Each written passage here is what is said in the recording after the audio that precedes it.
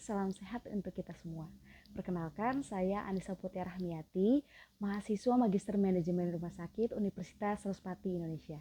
Pada kesempatan ini, saya akan mengajak Anda untuk memahami sistem triase di instalasi gawat darurat.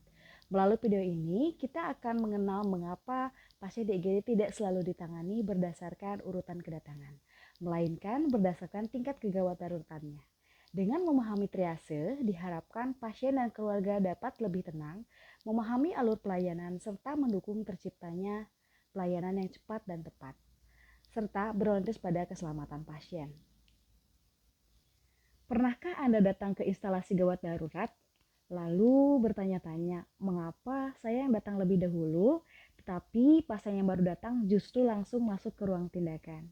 Bahkan mungkin muncul rasa kecewa, bingung, atau menganggap pelayanan IGD tidak adil.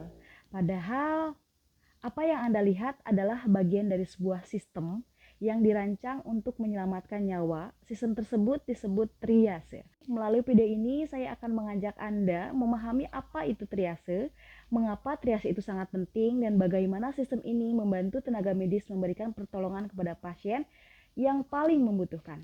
Apa itu triase? Triase adalah proses penilaian medis yang dilakukan segera saat pasien tiba di IGD. Tujuannya bukan untuk menentukan siapa yang datang terlebih dahulu, melainkan menentukan siapa yang harus ditolong lebih dahulu. Dalam hitungan menit, bahkan detik, petugas triase akan menilai kondisi pasien berdasarkan berbagai aspek. Antara lain, yang pertama adalah tingkat kesadaran, yang kedua adalah jalan nafas, yang ketiga adalah pola pernapasan, yang keempat adalah denyut nadi dan tekanan darah, yang kelima adalah perdarahan yang terjadi, yang keenam adalah keluhan utama, yang ketujuh nyeri yang dirasakan, yang kedelapan riwayat penyakit, dan yang kesembilan adalah mekanisme cedera apabila terjadi kecelakaan. Untuk mempermudah penanganan, pasien dikelompokkan ke dalam beberapa kategori. Kategori pertama adalah kategori merah, resusitasi. Pasien dengan kondisi yang mengancam nyawa. Contohnya adalah henti jantung, henti napas, syok berat, perdarahan masif, trauma kepala berat, kejang yang tidak berhenti, dan juga penurunan kesadaran berat. Pasien dengan kategori ini langsung mendapatkan tindakan tanpa perlu menunggu antrian. Kategori kedua adalah kategori kuning atau kategori gawat. Pasien memerlukan penanganan cepat karena kondisinya serius, namun masih relatif stabil. Contohnya adalah patah tulang terbuka, nyeri dada yang masih stabil, sesak napas sedang, cedera abdomen, dan juga luka robek yang cukup besar.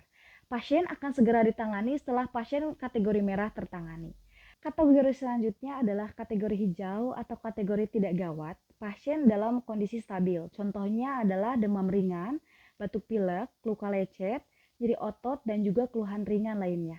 Pasien kategori hijau tetap akan mendapatkan pelayanan, namun waktu tunggunya dapat lebih lama apabila terdapat pasien yang lebih gawat. Untuk kategori terakhir adalah kategori hitam. Kategori ini digunakan pada pasien yang telah meninggal dunia atau mengalami cedera yang tidak memungkinkan dilakukan tindakan penyelamatan. Apa yang terjadi setelah dilakukan triase? Setelah dilakukan triase, pasien akan diarahkan sesuai kebutuhannya. Sebagian pasien langsung menuju ruang resusitasi, sebagian menuju ruang observasi, sebagian lainnya dapat menunggu pemeriksaan dokter. Yang perlu dipahami, kondisi pasien dapat berubah kapan saja.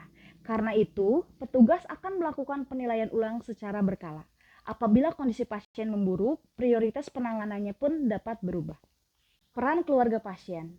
Kami memahami bahwa menunggu orang yang kita cintai adalah pengalaman yang tidak mudah. Namun, keluarga juga memiliki peran penting. Berikan informasi kesehatan secara jujur dan lengkap kepada petugas. Ikuti arahan tenaga medis. Tetap tenang dan hindari memaksa petugas untuk mendahulukan pasien apabila kondisi medisnya tidak memerlukan tindakan segera. Percayalah, setiap keputusan yang diambil berdasarkan penilaian medis, bukan berdasarkan siapa yang datang lebih dulu ataupun siapa yang paling keras menyampaikan keluhan. Kapan harus datang ke IGD?